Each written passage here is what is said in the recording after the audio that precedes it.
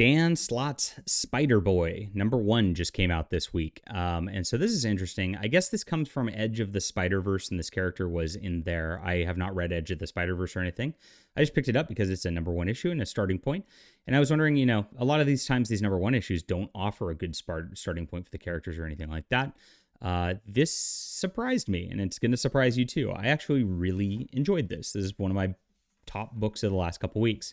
So Spider-Boy character should be kind of ridiculous and silly and fun. And Dan Slott opens this with Spider-Man and him fighting together against this character with a bowling ball head. In a bowling alley. So this is silly. It's ridiculous. It is good for a concept of a Spider-Boy. It's enjoyable. This is something I'd be like, okay, I can share this with my kids and have them have a laugh at this. And they hit them with bowling pins and stuff like that. So the violence isn't even that bad too. This is what comics kind of should be for a character like Spider-Boy. He did a good job.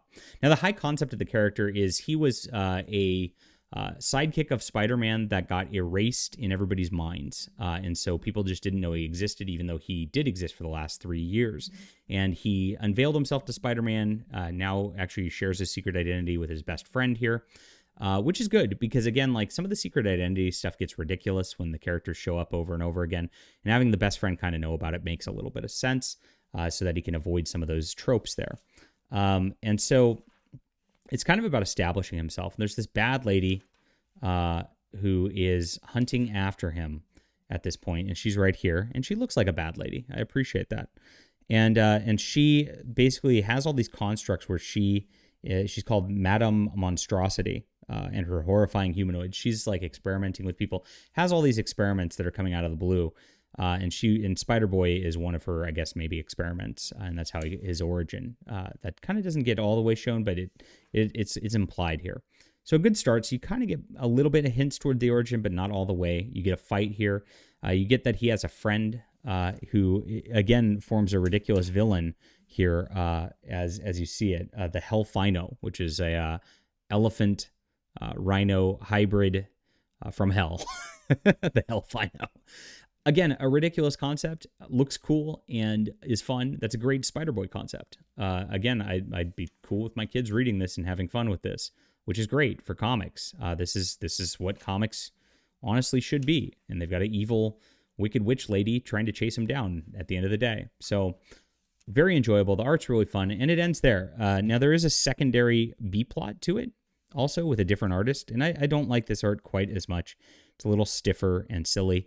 It ties in with Squirrel Girl, and they're in a parade, and there's a villain. Again, it's a silly villain that's great for kids and stuff like that in this B-plot, where this villain takes balloons from a parade, including the big Macy's Day Parade balloons, and then he can control balloons, and so he has them all attacking the city to become a real silly villain here, and that's going to continue next month. So, wow, great start. Even for the backup, which, like I said, the art I felt a little stiffer and more cartoony, which I didn't like as much.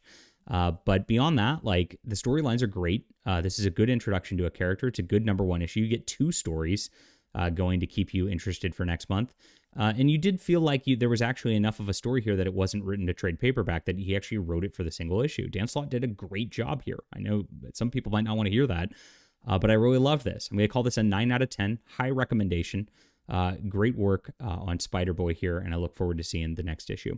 Leave a comment down below with what you think about this. Hit that like and subscribe button. We'll be back soon.